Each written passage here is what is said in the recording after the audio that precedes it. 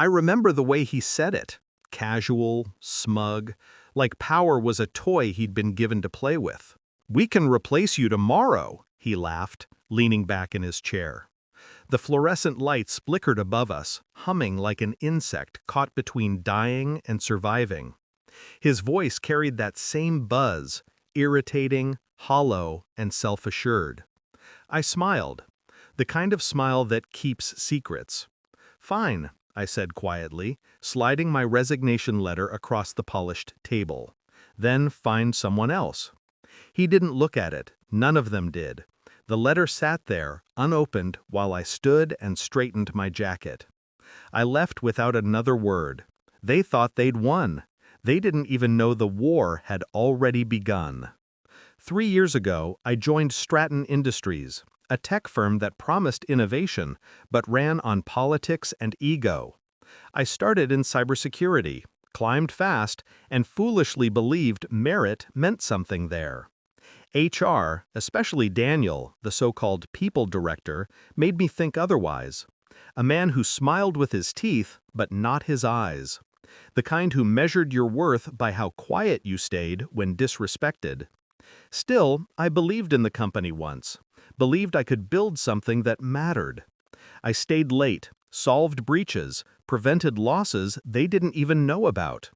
I trained juniors who later got promoted above me.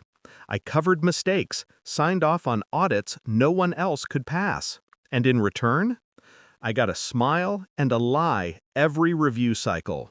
"You're doing great, but we just don't have room in the budget for another senior position.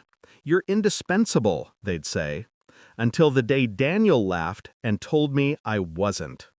It started small, a copied file here, an unauthorized password reset there. Then I noticed my projects being reassigned, my codebase accessed at odd hours. Someone inside HR had been leaking confidential process data to a rival firm. The evidence was buried deep, masked behind layers of access logs. But I found it. I always do. The leak wasn't random. It was deliberate, coming from Daniel's department.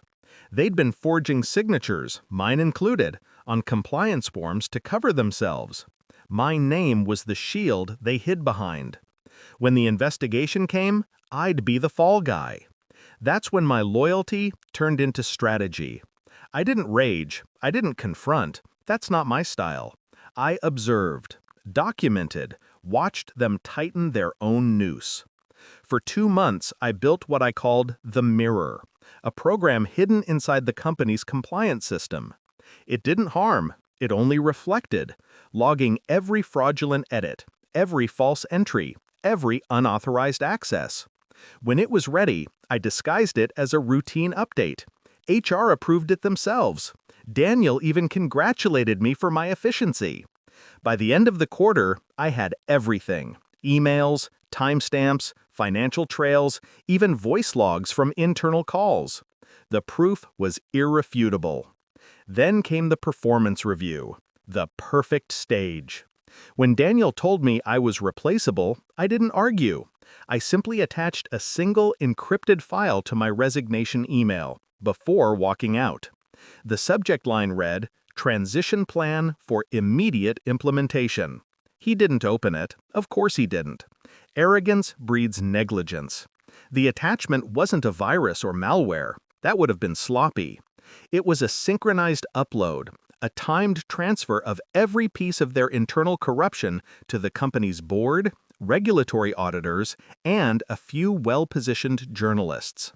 Each one received the truth simultaneously. Every forged document, every manipulated metric, every bribe logged in Daniel's off-record chats.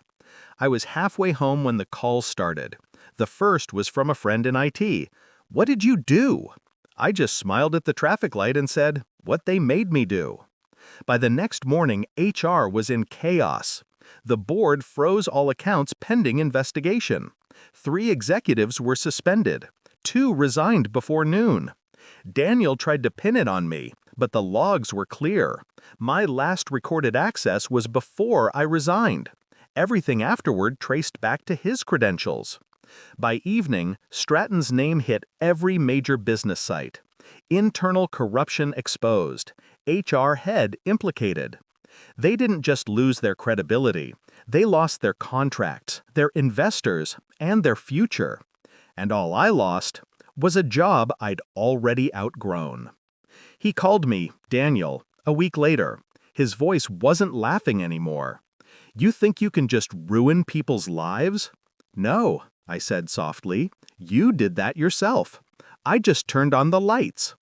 He said something about lawyers, about vengeance, about how I'd regret this. I didn't answer.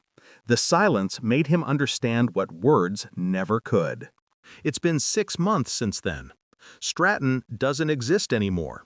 I work quietly now, freelance, consulting for firms that still believe integrity matters.